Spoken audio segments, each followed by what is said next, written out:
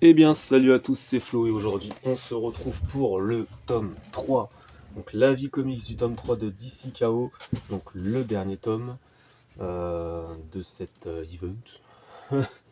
Cet event qui est un petit peu mi-figue, mi-raisin. Je vais pas vous mentir, c'était pas un truc de fou non plus, hein. Tout le long. Ça s'est senti si vous avez regardé les premiers avis comics. C'est un, c'est un Royal Rumble assez classique. Et même la fin, j'ai envie de vous dire, on se demande qui a gagné et s'il y a vraiment un gagnant et un perdant, quoi.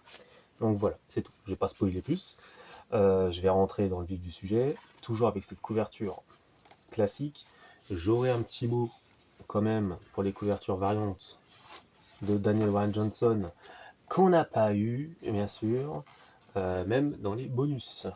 Donc, on a toujours une ribambelle de personnes, bien sûr. Joshua Williamson et Scott Snyder, principalement.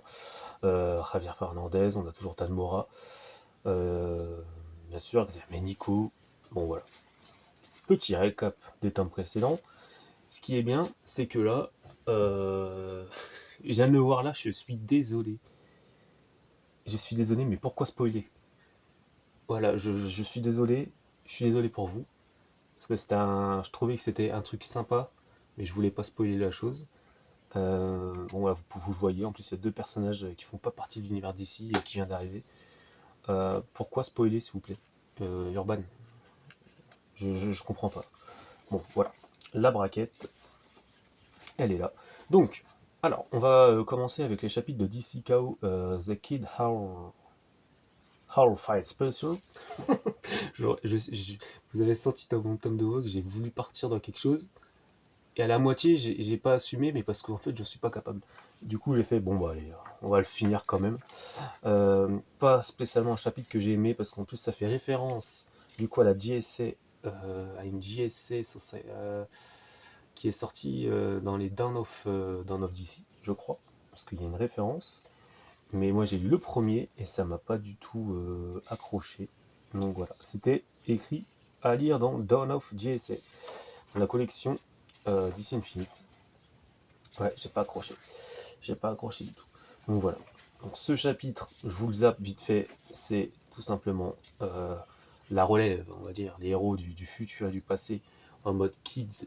Donc on a la petite fille de Jay Garrick, on a le fils ou le petit-fils de Mr. Terrific, on a la fille de Cheshire et puis de Red Owl, vous voyez ce que je veux dire? Bon voilà.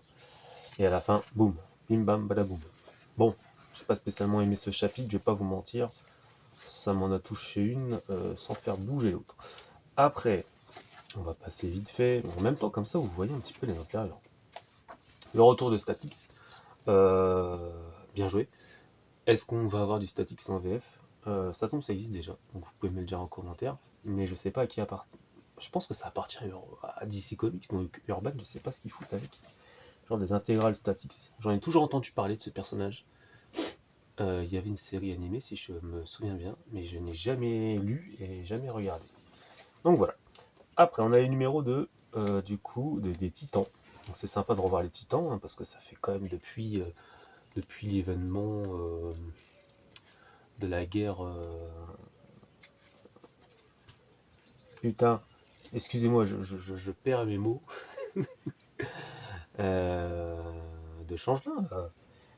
On avait un truc avec Changelin au troisième tome de Dawn of Titan, et après on n'a pas eu la suite.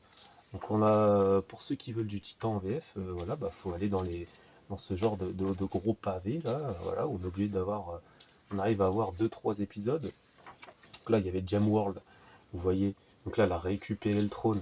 Mais en fait il va y avoir il va y avoir un petit truc, un petit switch, et en fait ils vont réussir à récupérer ce personnage. Donc je vais pas du tout vous spoiler ça parce que je trouve ça en plus intéressant.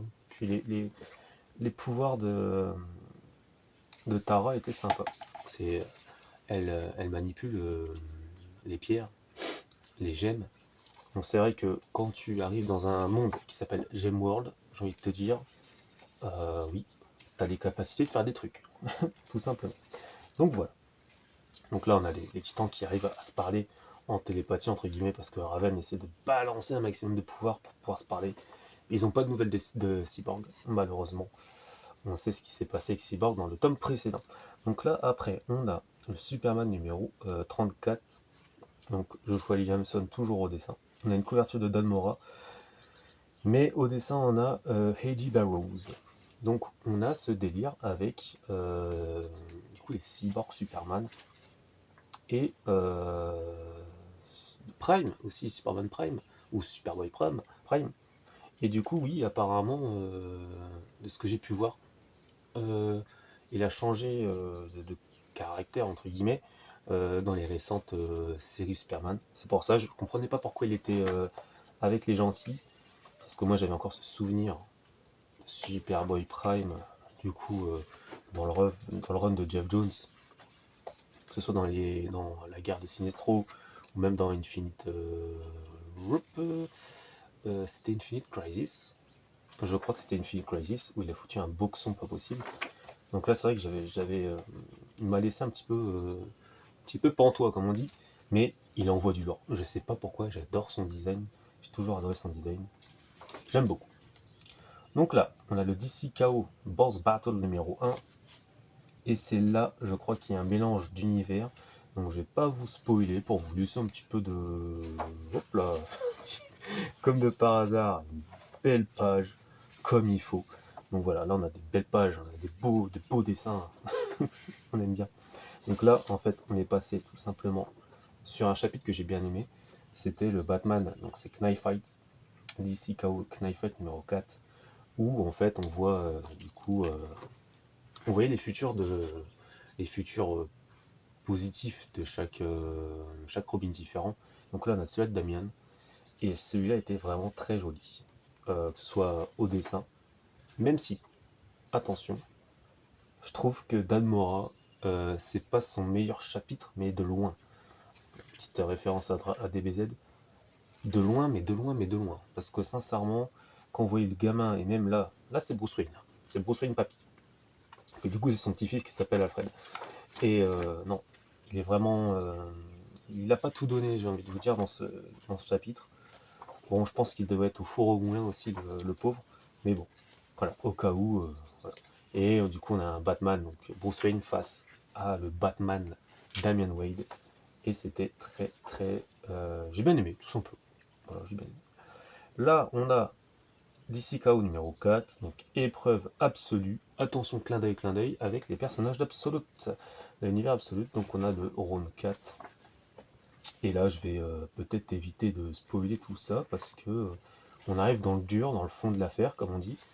Vas-y, bien sûr, un retournement de situation pour le Joker. Comment ça se fait? Comment ça se fait? On l'a pas vu venir. De toute façon, il servait qu'à ça pour arriver aussi loin dans la compétition. Il pouvait servir qu'à ça. Avec toujours les très beaux dessins. Alors par contre, j'oublie toujours son nom et son prénom, je suis désolé. Donc on a Javier Fernandez et Xerminico. Au début, si vous en souvenez, dans le tome 1, je disais, oh, c'est moyen un petit peu, mais je trouve que le style colle très bien. Sans, je m'y suis fait, tout simplement. Tout simplement, je m'y suis fait. Il y a des fois, il y a des dessins, on n'arrive pas, des dessinateurs, on n'arrive pas. Moi, je me souviens, c'était les New Mutants avec Bill Sienkiewicz. Je n'ai jamais réussi à passer le cap à une époque. Et c'est quand j'ai vraiment eu un peu plus de, entre guillemets, maturité, en lisant beaucoup plus et en voyant d'autres œuvres d'art à droite à gauche, j'ai commencé à apprécier son style et son trait. Et c'est surtout en le voyant en train de faire des commissions et tout, je me dis, waouh, le mec, il a quand même quelque chose. C'est comme ça que j'ai appris à l'apprécier. Et là, bon, bah, ça a été beaucoup plus vite avec lui parce que ça reste classique. Mais voilà. Toujours le délire avec le jeu de société. Donc vous allez voir dans cette fin de chapitre ce qu'il en est. Je vais pas spoiler plus, bien sûr, je vais pas vous montrer la fin. Juste, j'ai envie de vous dire, tout ça pour ça. Tout ça pour ça. Voilà. Alors, Absolute Power, je m'en souviens la douille, j'ai pas été sur la suite du tome 1. Voilà. Là, d'ici KO, j'ai voulu y aller. Je me suis dit, ça doit être un bon kiff. Voilà, c'est sympa, quoi, mais c'est très long pour ce que c'est, quoi. Enfin, c'est long. 3 tomes pour ça, je vais vous dire. On aurait peut-être mérité un peu moins. Je vais vous montrer les couvertures alternatives. Parce qu'il faut quand même revenir sur le fait que... Attendez, je regarde. Il faut revenir sur le fait qu'on n'a pas eu les couvertures alternatives de Daniel Warren Johnson, dis donc. Dans le tome 1 et dans le tome 2, on les a pas eu. La version CSA, moi je pense que c'est par rapport à la version CSA. Et malheureusement, on les a pas eu. On n'a qu'une couverture qu'on a de Daniel Bryan Johnson, vous le verrez après. Elle est juste là. Voilà. Elle est super sympa, quoi. Mais j'aurais voulu avoir les autres aussi, quoi. C'est tellement dommage. Voilà, c'est tellement dynamique. Je sais pas pourquoi, j'adore son style, c'est fou, quoi. On a celle-ci aussi, de Yann Bertram. Elle est magnifique, celle-ci. De Apocalypse, là. On dirait du Stokoway. Vous voyez, on dirait du Stokoway avec son style, là. Waouh, c'est dingue. Donc voilà.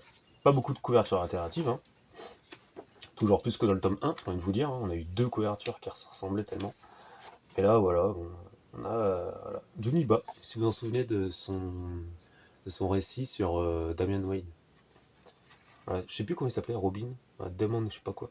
C'est sympa, j'ai bien aimé. Donc voilà. Donc un événement, euh, je sais pas sur quoi ça va donner, mais sincèrement, j'ai pas l'impression que ça change beaucoup de choses. Je vais revenir sur un truc, attention.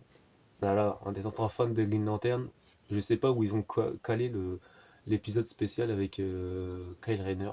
Donc le slam, le DC Chaos Slam Battle, je sais pas quoi là, qu'on l'a pas eu là-dedans. Donc je pense qu'on va peut-être l'avoir dans un futur tome de Green Lantern. On croise les doigts. Et j'espère, j'espère. Donc voilà.